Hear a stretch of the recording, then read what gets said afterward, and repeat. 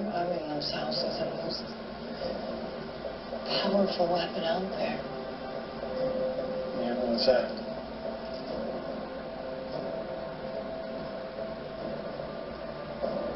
Eric, what's your weapon? Devotion.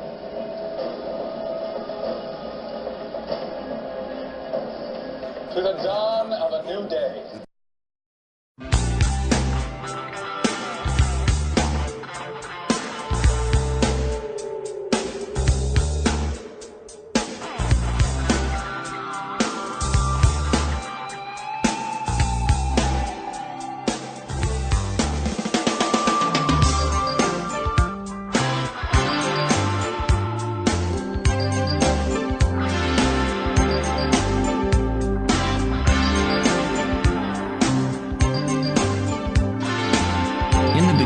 The Logos, the Big Bang, the primordial Om. Big Bang theory says that the physical universe spiraled out of an unimaginably hot and dense single point, called a singularity, billions of times smaller than the head of a pin. It does not say why or how. The more mysterious something is, the more we take for granted that we understand it.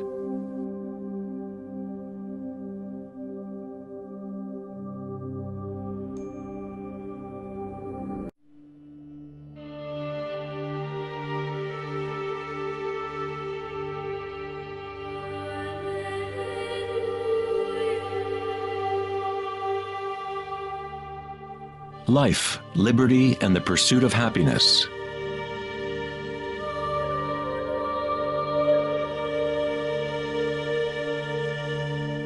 We live our lives pursuing happiness out there, as if it is a commodity.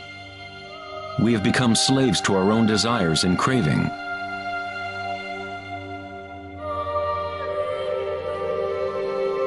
Happiness is not something that can be pursued or purchased like a cheap suit. This is Maya, illusion, the endless play of form. In the Buddhist tradition, samsara, or the endless cycle of suffering, is perpetuated by the craving of pleasure and aversion to pain. Freud referred to this as the pleasure principle. Everything we do is an attempt to create pleasure, to gain something that we want, or to push away something undesirable that we don't want. Even a simple organism like the paramecium does this. It is called response to stimulus. Unlike a paramecium, humans have more choice. We are free to think, and that is the heart of the problem. It is the thinking about what we want that has gotten out of control.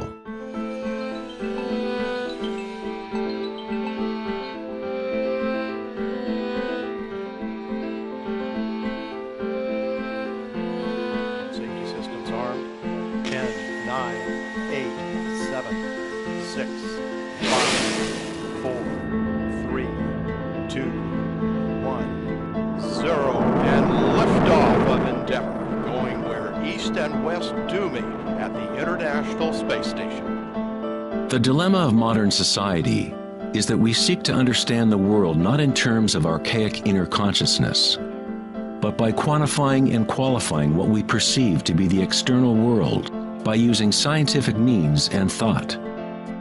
Thinking has only led to more thinking and more questions. We seek to know the innermost forces which create the world and guide its course. But we conceive of this essence as outside of ourselves, not as a living thing intrinsic to our own nature. It was the famous psychiatrist Carl Jung who said, "One who looks outside dreams. One who looks inside awakes." It is not wrong to desire to be awake, to be happy. What is wrong is to look for happiness outside, when it can only be found inside.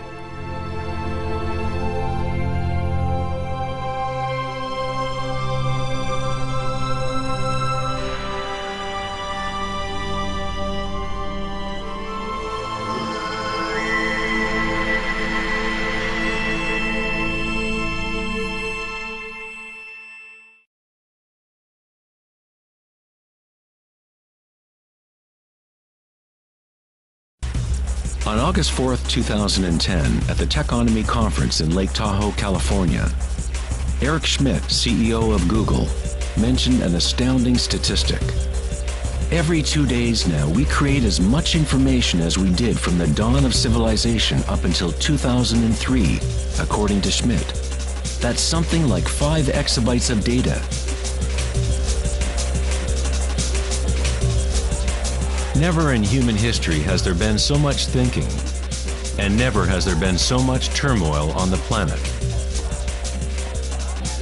Could it be that every time we think of a solution to one problem, we create 2 more problems? What good is all this thinking if it doesn't lead to greater happiness? Are we happier, more equanimous, more joyful as a result of all this thinking? Or does it isolate us, disconnect us from a deeper and more meaningful experience of life?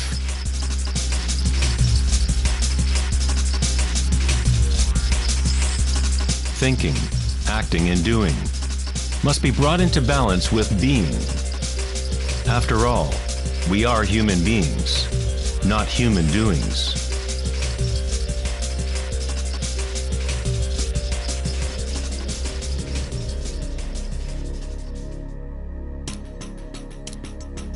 We want change, and we want stability at the same time. Our hearts have become disconnected from the spiral of life, the law of change, as our thinking minds drive us toward stability, security, and pacification of the senses.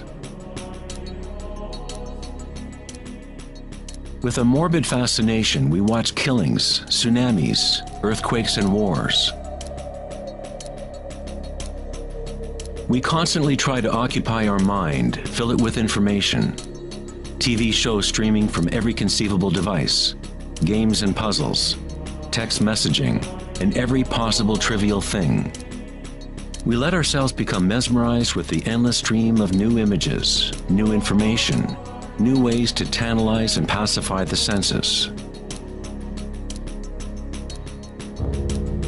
At times of quiet inner reflection, our hearts may tell us that there is more to life than our present reality, that we live in a world of hungry ghosts, endlessly craving, and never satisfied.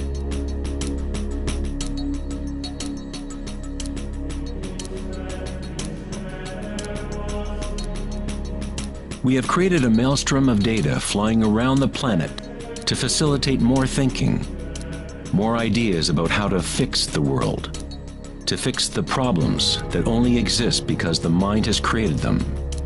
Thinking has created the whole big mess that we are in right now.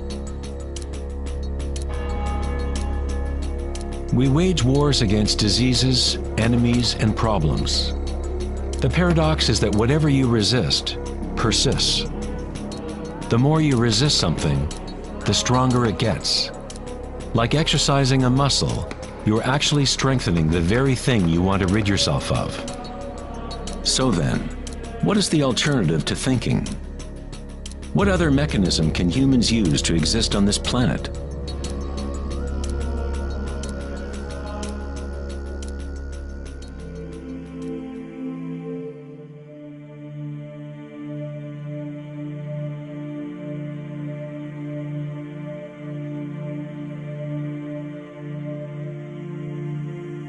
While Western culture in recent centuries has focused on exploring the physical by using thought and analysis, other ancient cultures have developed equally sophisticated technologies for exploring inner space. It is the loss of the connection to our inner worlds that has created imbalance on our planet. The ancient tenet, know thyself, has been replaced with a desire to know and experience the outer world of form. Answering the question, who am I, is not simply a matter of describing what is on your business card.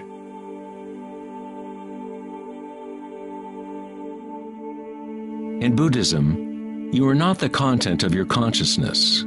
You are not merely a collection of thoughts or ideas, because behind the thoughts is the one who is witnessing the thoughts.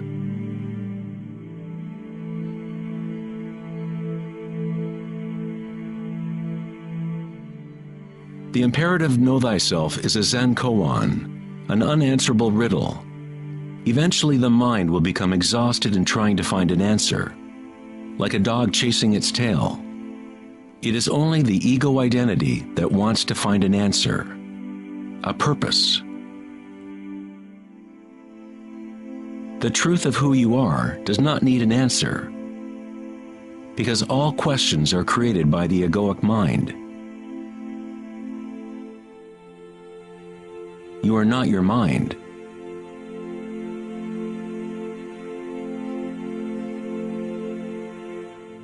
The truth lies not in more answers, but in less questions. As Joseph Campbell said, I don't believe people are looking for the meaning of life, as much as they are looking for the experience of being alive.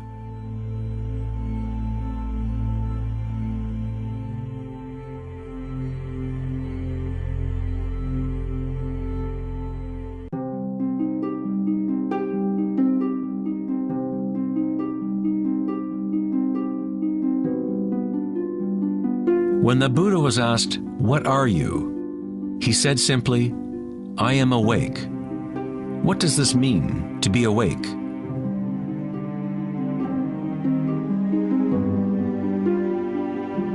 The Buddha does not say exactly, because the flowering of each individual life is different. But he does say one thing: it is the end of suffering. Every major religious tradition has a name for the state of being awake: heaven, nirvana, or moksha. A quiet mind is all you need to realize the nature of the stream. All else will happen once your mind is quiet. In that stillness, inner energies wake up and work without effort on your part. As the Taoists say, Qi follows consciousness. By being still, one begins to hear the wisdom of the plants and animals, the quiet whispers in dreams, and one learns the subtle mechanism by which those dreams come into material form. In the Tao Te Ching, this kind of living is called Wei Wu Wei, doing, not doing. The Buddha spoke of the middle way as the path that leads to enlightenment. Aristotle described the golden mean, the middle between two extremes, as the path of beauty. Not too much effort, but not too little either. Yin and yang in perfect balance.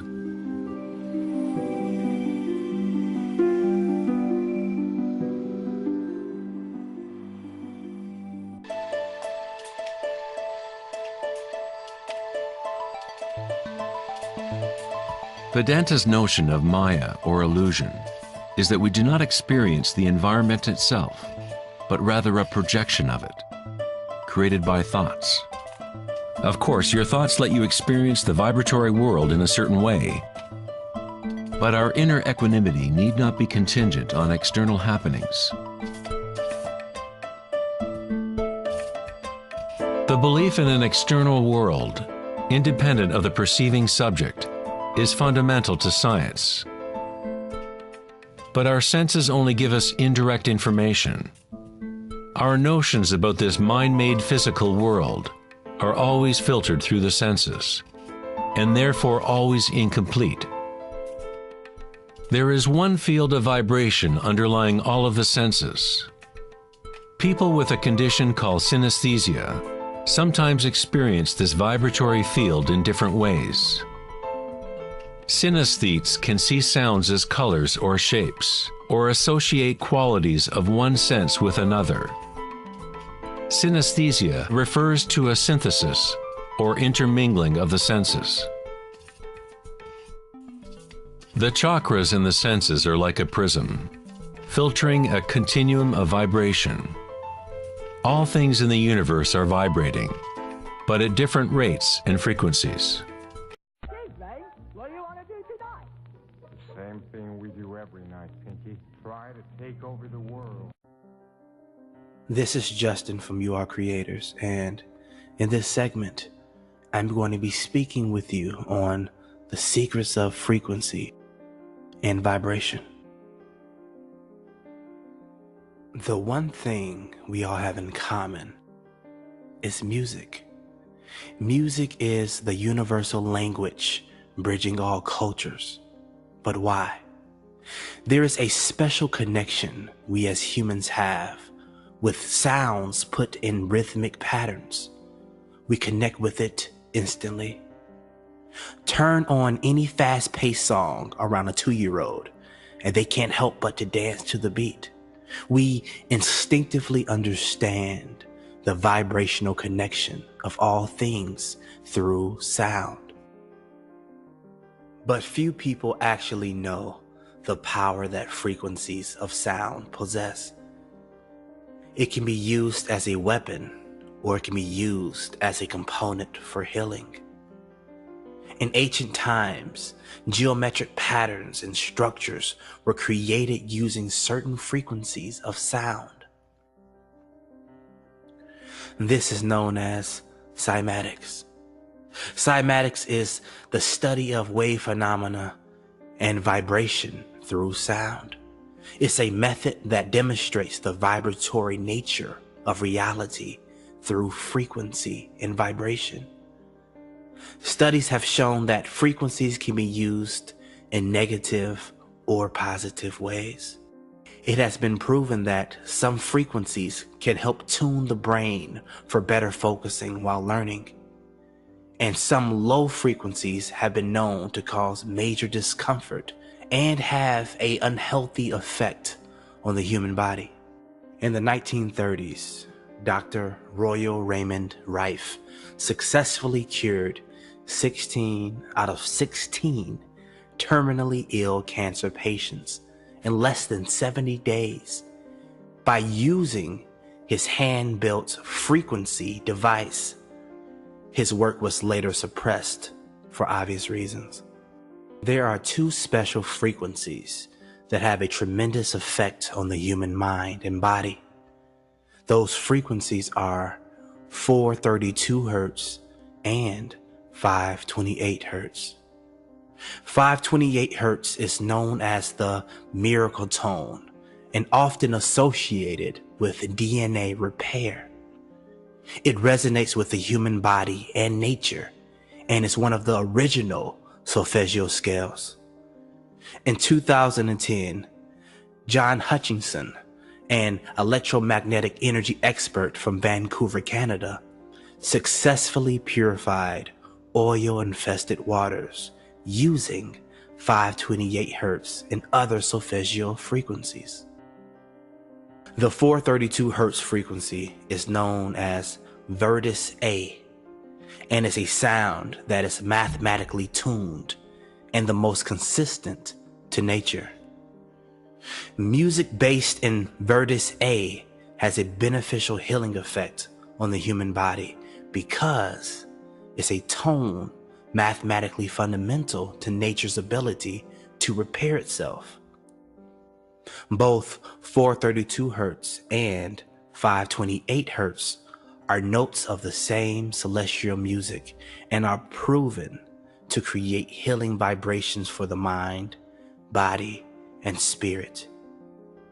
All the great composers from Bach, Chopin, Mozart, all used 432 Hertz as the frequencies to create their masterpieces. The original standard for symphonies and classical compositions was in 432 Hertz, but that has since been changed to 440 Hertz, a frequency that is not in resonance with the human body.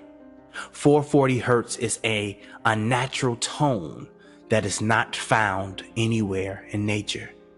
When certain authorities found out about the effects certain frequencies have on the body and mind, they began to use it for their own benefit, but to the detriment of others. They would notice how music affected the atmosphere and attitudes of those listening. Here's a history lesson. In Nazi Germany, the propaganda minister Joseph Goebbels, changed the original scale from 432 hertz to 440 hertz.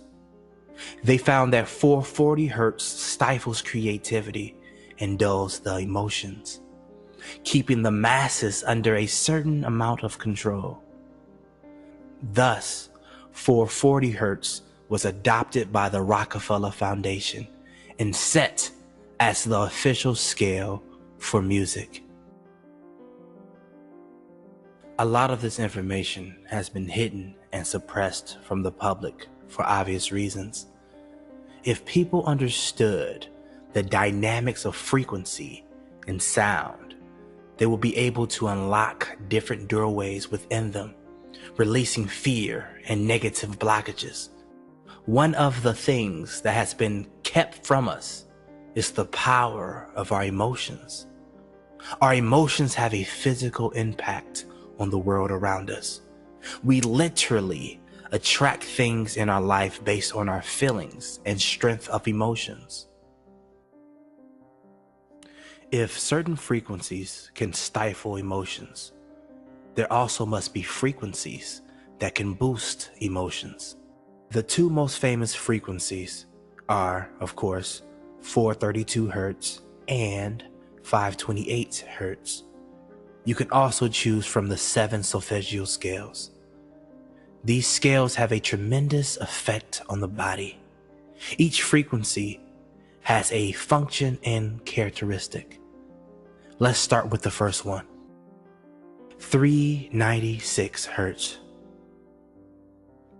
This tone helps turn grief into joy, liberating guilt and fear. 417 hertz.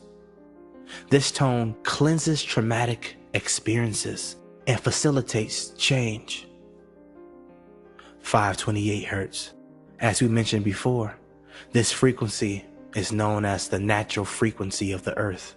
It repairs DNA and brings transformation and miracles into your life. 639 hertz. This frequency enhances communication, understanding, tolerance, and love. In other words, it strengthens relationships. 741 hertz. This frequency leads you into the power of self-expression, which results in a pure and stable life. It also helps clean the cells of toxins. 852 hertz. This frequency helps awaken intuition and returns your vibration to spiritual order. 963 hertz. This tone helps restore the spirit to its original settings. It is directly connected to light or God. Use these frequencies often to restore the mind, body, and spirit. Every night, my wife and I sleep with at least one of these frequencies playing in the background. We always wake up refreshed and renewed. Dr. Masaru Emoto used some of these frequencies in his famous water experiment. Dr. Emoto would expose water to certain music or frequencies and then freeze the water. Once the water was successfully frozen, he would take a high-powered camera and photograph the crystal structures formed. What he found absolutely blew him away. He noticed that the water that was exposed to Mozart and Beethoven, aka 432 hertz, had beautiful geometric patterns formed within the water crystal. When the water had been exposed to rock music and other forms of 440 hertz, the crystals in the water almost looked to be polluted, even though the water came from the same source. So the question is, why should you care about the results of these experiments? It's because your body is over 70% water. If the frequencies are transforming the water in these experiments, what are the frequencies doing to the water inside of your body? I have created some meditative instrumental videos and affirmations that have been tuned to the frequencies of 432 Hertz and 528 Hertz. I also have a video that includes all 7 solfeggio frequencies. You can find a link to each audio in the description. When you hear these tones, something will stir up within you. You will immediately connect and resonate with these frequencies because they are the natural sound of you. One thing we all have to be aware of is that we are all vibrational beings attuned to a certain frequency. If our body is attuned to its natural frequency, it has no choice but to repair itself. But if the body remains at a vibrational dissonance, it will continue to poison the body, creating dis-ease. It is my intention to serve the people, and giving knowledge is the best way I know how. This is Justin from You Are Creators, and we support your dreams. Guys, welcome to Astrologer. Elevate your thinking. The channel speak about astrology, spirituality. Wait, we're missing one more. Philosophy. Hit that beat. Come on.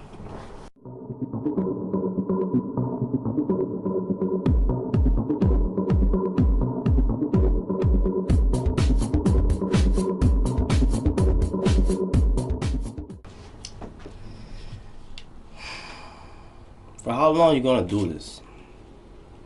For how long you gonna keep doing things you don't want to do? This video is very intended, and I'm aiming towards a lot of the young people, especially the young people who don't know themselves. The young people who want to do something big and they're afraid of taking chances. The young people who feel like they could do better than what they're doing now, the job that they're performing now, that they could do better than that. And I know these people, and I grew up around these people, and we all know people who wanted to do something bigger than themselves. But you know what stopped them? Fear. This is intended. I'm talking to those people who have a dream, who see more than what they are now. And I want to let you guys know that it's possible.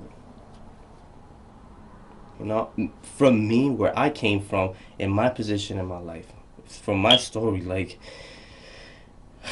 I've been from like the bottom, you know, and now I'm rising up and I'm seeing that it's really possible. If you believe in yourself, if you don't give up, if you keep waking up every day, blessed, positive, and grateful about what you have, I promise you that you will end up in higher level in life. And I'm gonna give you one rule as well. Don't blame other people. No matter who they are, don't blame them from like wherever you're at in your life. You can't do that. You can't blame other people for stopping you on doing what you want to be in life. This is from friends, family, etc., etc. You can't blame them. The only person that's really stopping you is you. Everything else is just excuses.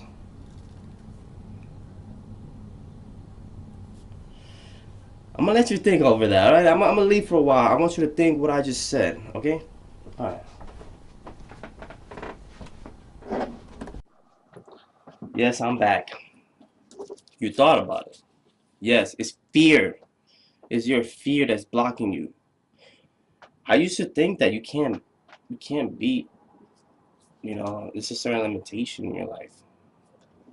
But in my now, I'm realizing that anything is possible. Anything is possible in this life.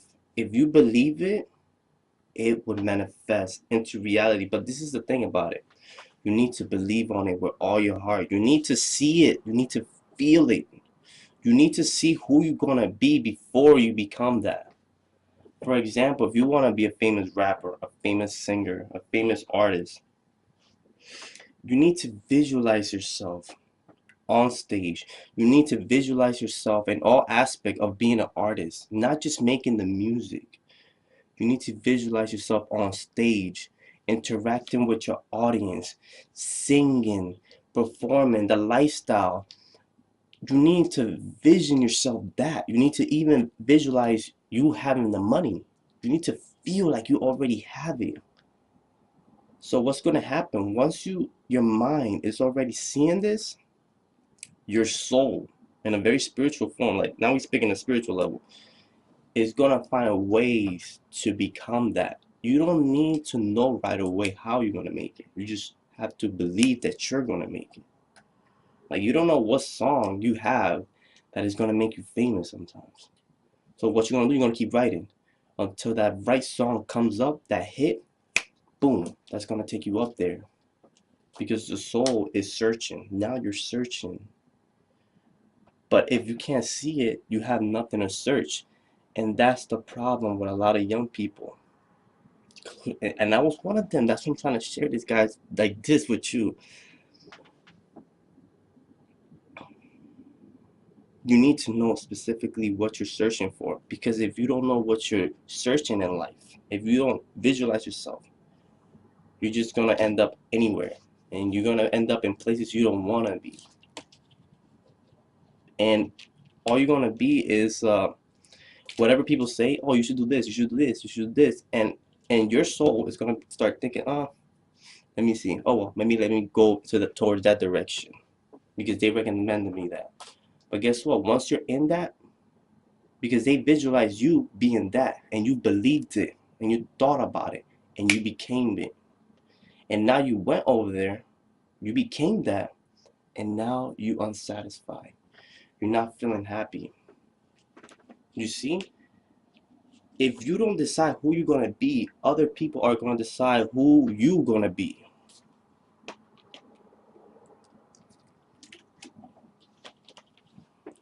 Yo, I'm telling you this now. Time is always ticking and there's no time to waste. I realized this one day. I was just standing and I was just looking around, let's say in a retail store, and I was just looking around. And then I started reflecting on myself and I started seeing how people are so constrained. They living in fear. They just don't want to break out of it. And I saw the employers, and I know that these workers, they're getting paid minimum. They have talent. Everybody has specific abilities. But guess what? Society don't want you to know this. They don't want you to know this. They want you to stay working for that low-paying job. They don't want you to change, evolve. I started realizing, how long am I going to do this job?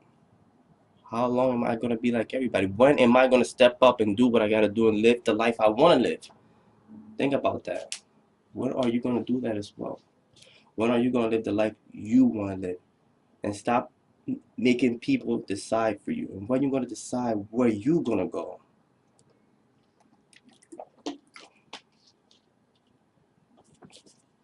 It's powerful. And one last thing. Don't be afraid of changes. Changes. Yes, I used to be afraid of change. Like, I was just like so stubborn with change. Like, I didn't want nothing to change in my life. But things always change. And it was teaching me something. Life was teaching me something. That change is good. I'm afraid of it, but change is very good. Changing allows you to see more possibilities. Shows you that life don't have to just stay the same. If you stay the same, you're not going to grow. It changes what's allowing you to see different direction in your life. That's what happened to me. I've been through so many changes in my life that now I'm starting to realize that the more I seek for change, the more I'm going to end up in more magnificent, beautiful places. I shouldn't be afraid of changes. I should embrace it. Because every time something changes, something new opens up. Something new I will discover. So destroy fear, embrace change, and decide for yourself where you're going to be and who you're going to be. Don't let people do that for you. Do it yourself. And I promise you, start now, visualize yourself, where you want to go, and your life is going to head to magnificent direction. And the place you're going to be, it's going to be satisfying. Why? It's going to make you happy. Why? Because it's where you want to go. Because it's who you want to be. And that this is all leading up to one thing, is living the life you deserve and that you was meant to live, which is your purpose. Thank you for watching Astrology. Elevate your thinking. The channel we speak about astrology, spirituality, philosophy. The movement is beautiful. The channel keeps growing every day, and I'm so thankful. I'm really, I love astrology. This is, and I'm so happy that you guys love it as well. Thank you so much. To the next one.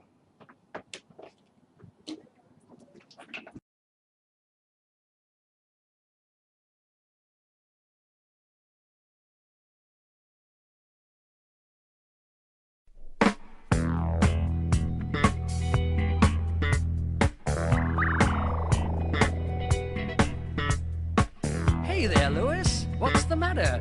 It's a party. You're supposed to be having fun. Oh, Fred, I am having such a bad time. Money problems, women problems. I just don't know what to do with myself. I feel so uptight, I am ready for a close encounter of any kind. Did you check your horoscope today? Horror, who? You know, your horoscope. Your stars. Stars, man, only stars I know out in Hollywood. Well, let me tell you about the real stars and the planets. All right, well, come on with it. Let me hear this. Here we go. There's something new in the stars today. They're not just there to light the way. It's time to change. The time is now. Astrology can tell you how.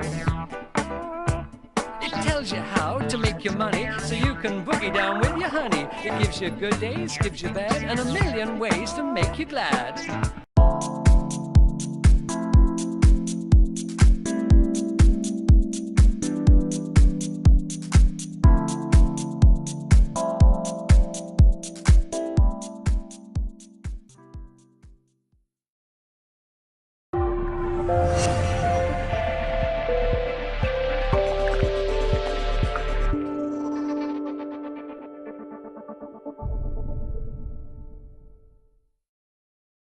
Welcome to Inspirational Astrology Horoscope for Thursday, May 9th, 2019. I'm Astrologer Dave Palmer, the Leo King, here to illuminate the collective consciousness. Make sure that you join highvibe.tv today. This is where everything's moving over from futurelife.tv. And if you are on highvibe.tv, thank you so much for being part of the new network.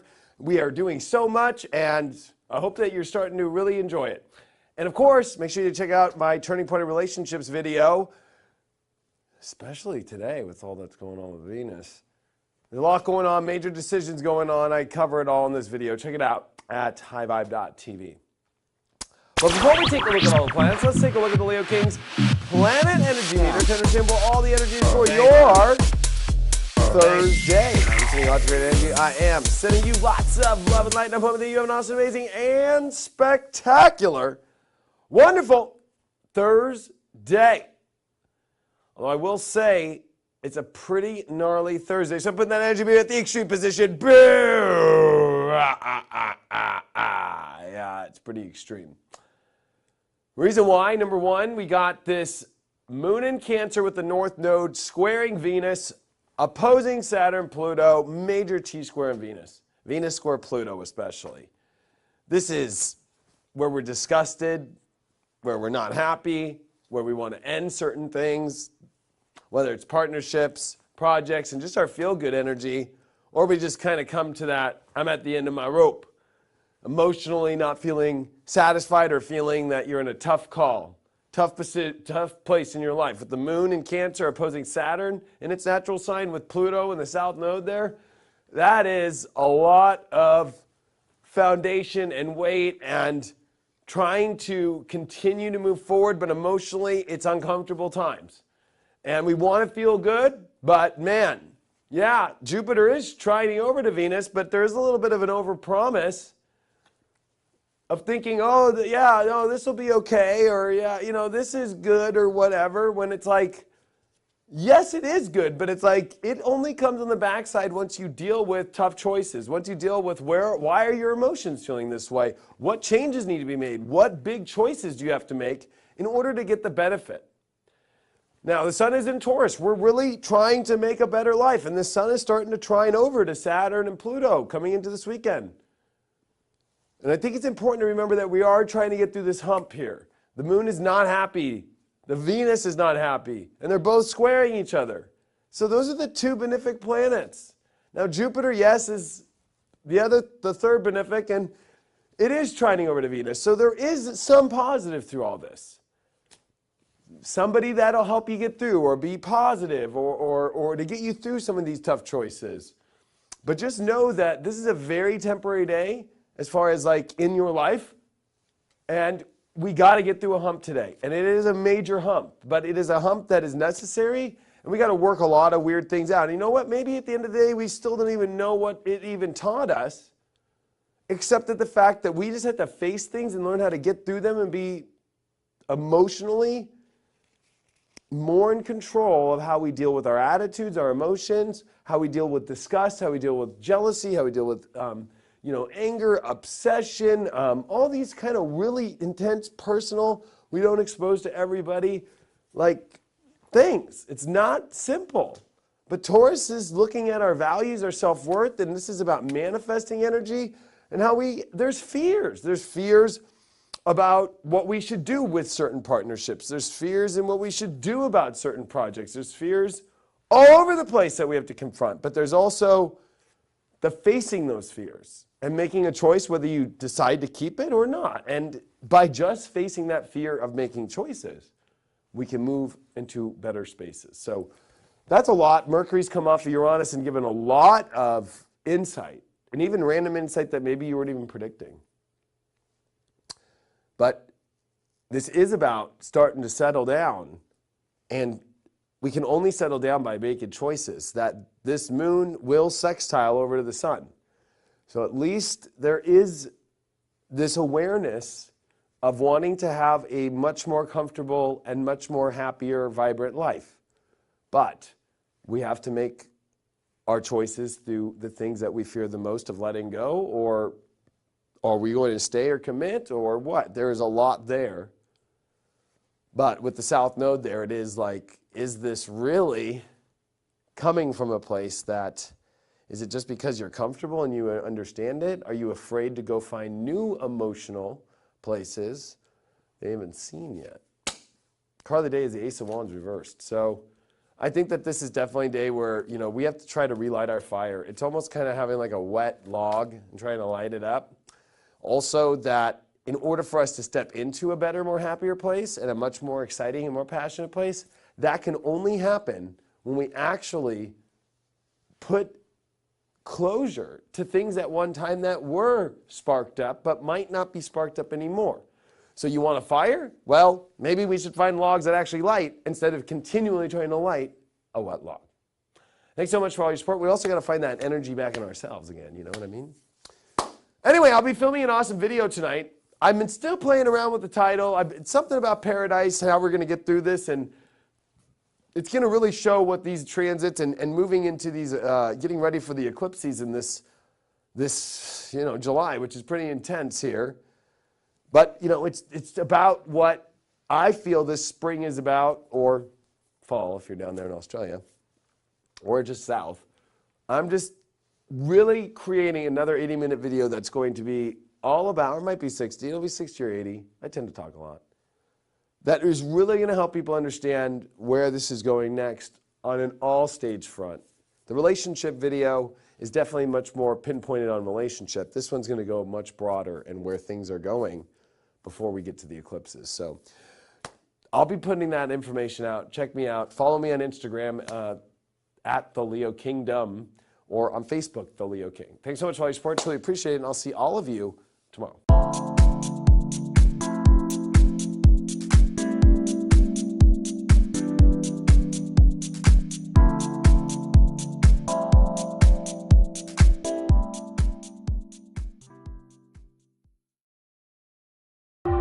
Hello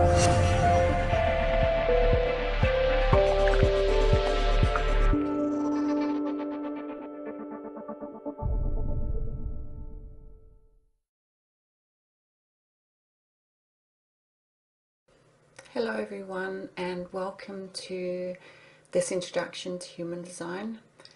This is also the very first introduction video to my immersion course, where we spend 10 weeks diving into this system on a deeper level and going into individual charts and learning how to integrate this knowledge into your life. I hope to offer you the foundation of what this system is about in this video today. My name is Jennifer Langstone. I came across human design a few years ago, and since then it has deeply impacted my life. It has, as those of you who have been following the work that Simon and I have been doing for the past years would know that we are very into evolutionary astrology, and that this is like the foundation of the work that we do.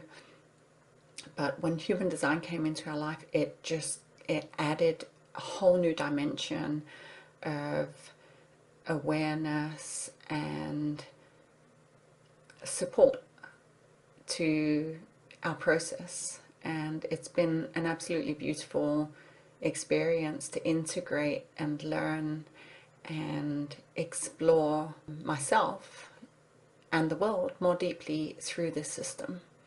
It offers a beautiful reflection of our individuality. So, what is human design? Well, it's the science of differentiation, which means that it's really about connecting to your individual, unique self. It really helps you to distinguish between what is you and what is not you. Like, we're constantly taking in the world, where we are always taking in the energies of different people, like transits. Like, from the moment of birth, we are absorbing energies around us, and it can be difficult to distinguish what is you from what is not you. So it really supports you to get in touch with yourself, to connect with your own inner compass and filter out the noise of the outer world. It really helps you validate your uniqueness and offers you tools to live as yourself. And this is probably one of the most beautiful things about the system, because it's really about learning to accept and love your differences. And as our evolution is taking us in a new kind of direction, or deeper into these evolutionary changes that we are facing as a collective race at the moment, we are needing to connect to that individuation, to find our individual paths. And I'm going to go a lot deeper into how that works and why this is something that we need to do at this point in time, and how human design can support us in that process. So at the very bottom of this knowledge, there's this core concept in human design that there was a mutation that took place from being a 7-centered being to a 9-centered being. And this mutation began in 1781. Okay, so, and it is an energetic shift, like a complete shift in how we were to show up in the world. The basic, our basic connection to the universe and the world around us, and how we would move and navigate our way through the world. So what happened in 1781 to create these changes? Well, there was the discovery of Uranus. Now, this is the very bottom line of this shift that's taking place for us. A lot of the changes we're seeing in the world right now, and the reason, and looking back into our history from this point onwards, you'll see that have been some very, very drastic changes in our world. The Eye of Horus is made up of 6 symbols, each representing the senses. Like the ancient Vedic system, thought is considered to be a sense.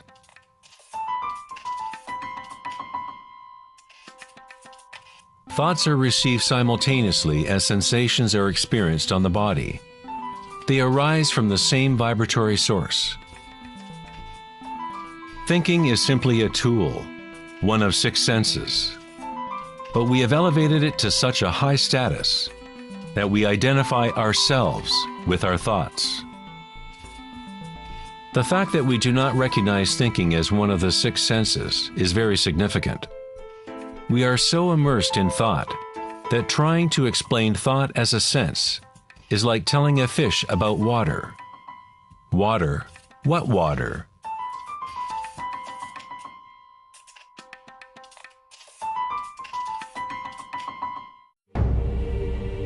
In the Upanishads, it is said, "Not that which the eye can see, but that whereby the eye can see. Know that to be Brahman, the eternal, and not what people here adore. Not that which the ear can hear, but that whereby the ear can hear. Know that to be Brahman, the eternal, and not what people here adore. Not that which speech can illuminate, but that by which speech can be illuminated. Know that to be Brahman, the eternal, and not what people here adore."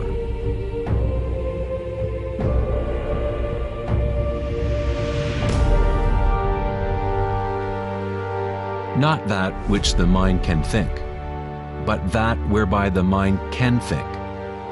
Know that to be Brahman, the eternal, and not what people here adore.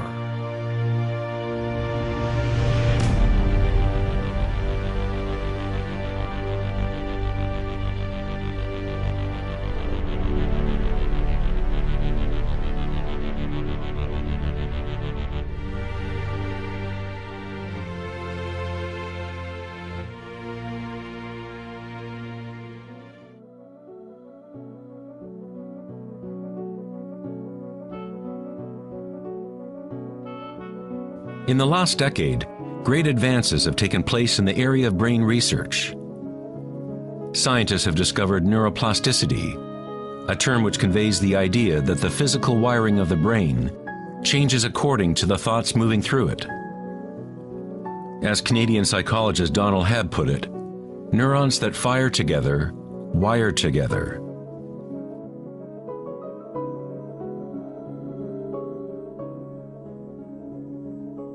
Neurons wire together most when a person is in a state of sustained attention. What this means is that it is possible to direct your own subjective experience of reality.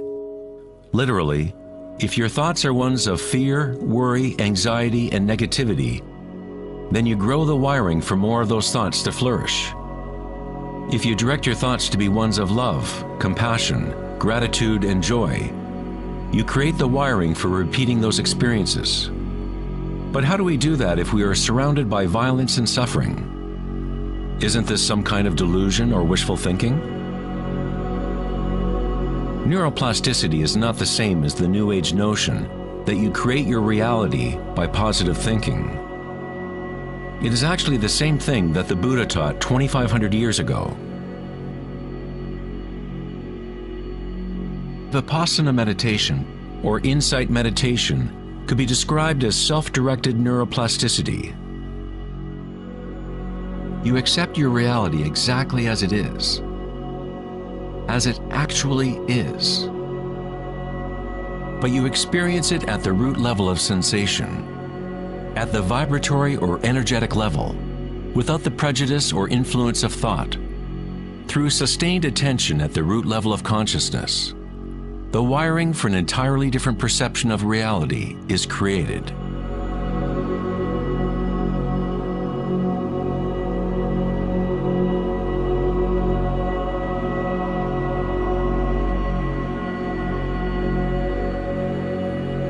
We have got it backwards most of the time. We constantly let ideas about the outer world shape our neural networks. But our inner equanimity need not be contingent on external happenings. Circumstances don't matter. Only my state of consciousness matters. Meditation in Sanskrit means to be free of measurement, free of all comparison, to be free of all becoming. You are not trying to become something else. You are okay with what is. The way to rise above the suffering of the physical realm is to totally embrace it, to say yes to it, so it becomes something within you, rather than you being something within it.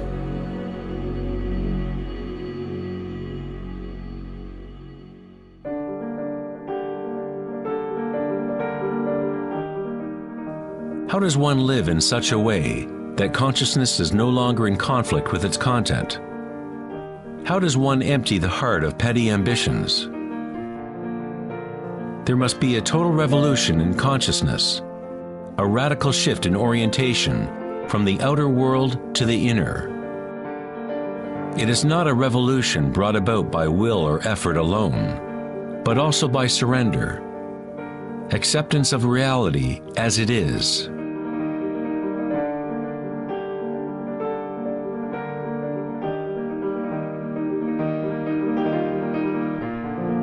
The image of Christ's open heart powerfully conveys the idea that one must open to all pain. One must accept all if one is to remain open to the evolutionary source. This doesn't mean you become a masochist. You don't look for pain. But when pain comes, which it inevitably does, you simply accept reality as it is, instead of craving some other reality. The Hawaiians have long believed that it is through the heart that we learn truth. The heart has its own intelligence, as distinctly as the brain does. The Egyptians believed that the heart, not the brain, was the source of human wisdom. The heart was considered the center of the soul and the personality. It was through the heart that the divine spoke, giving ancient Egyptians knowledge of their true path. This papyrus depicts the weighing of the heart. It was considered a good thing to go into the afterlife with a light heart. It meant that you had lived well.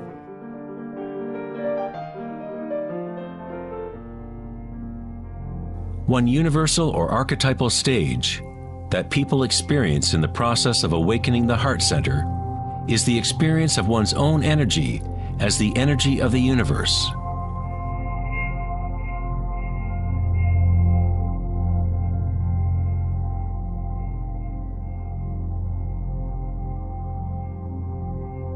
When you allow yourself to feel this love, to be this love, when you connect your inner world with the outer world, then all is one. How does one experience the music of the spheres? How does a heart open?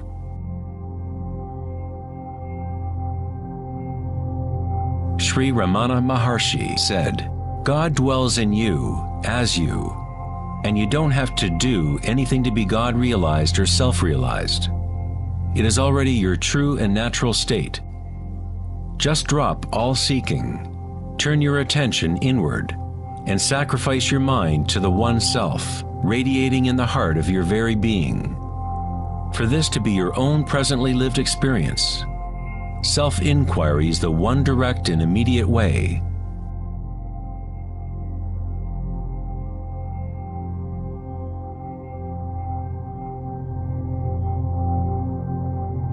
When you meditate and observe sensations within, your inner aliveness, you are actually observing change. This force of change is the arising and passing away as energy changes form. The degree to which a person has evolved or become enlightened is the degree to which one has gained the ability to adapt to each moment, or to transmute the constantly changing human stream of circumstances, pain and pleasure into bliss.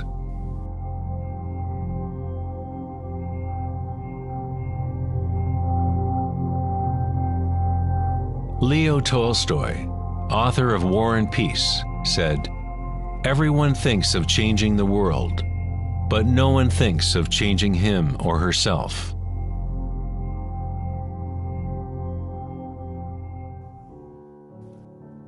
Darwin said the most important characteristic for the survival of a species is not strength or intelligence, but adaptability to change.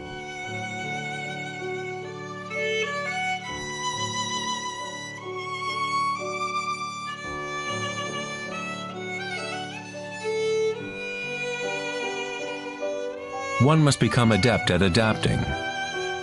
This is the Buddhist teaching of Nietzsche. Everything is arising and passing away, changing, constantly changing. Suffering exists only because we become attached to a particular form.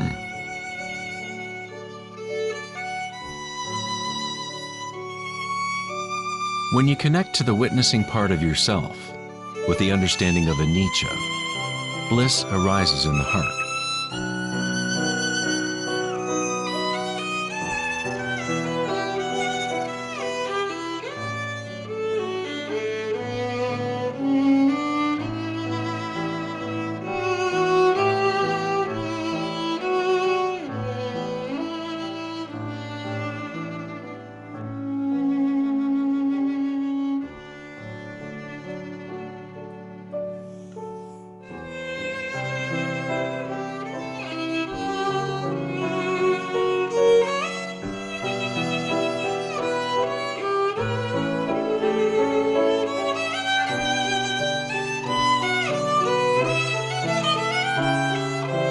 Saints, sages, and yogis throughout history unanimously describe one sacred union that occurs in the heart.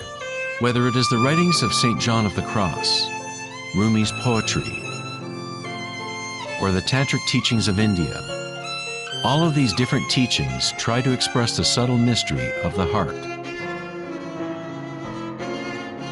In the heart is the union of Shiva and Shakti, masculine penetration into the spiral of life, and feminine surrender to change,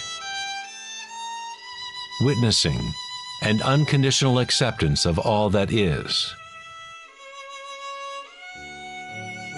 In order to open your heart, you must open yourself to change. To live in the seemingly solid world, dance with it, engage with it, live fully, love fully, but yet know that it is impermanent, and that ultimately all forms dissolve and change. Bliss is the energy that responds to stillness. It comes from emptying consciousness of all content. The content of this bliss energy born of stillness is consciousness, a new consciousness of the heart, a consciousness that is connected to all that is.